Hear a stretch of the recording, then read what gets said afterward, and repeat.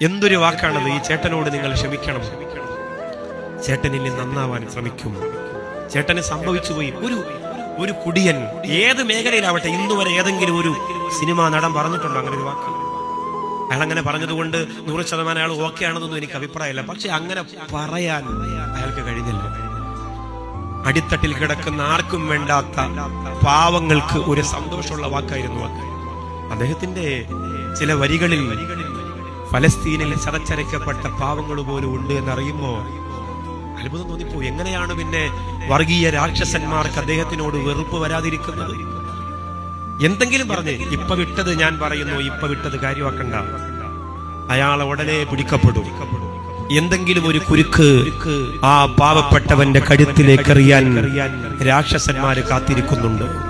ആ ചൂണ്ടയിൽ ചെന്ന് വീഴാതിരിക്കാൻ അയാൾ ശ്രമിക്കട്ടെ എന്ന് മാത്രമേ എനിക്ക് പറയാനുള്ളൂ.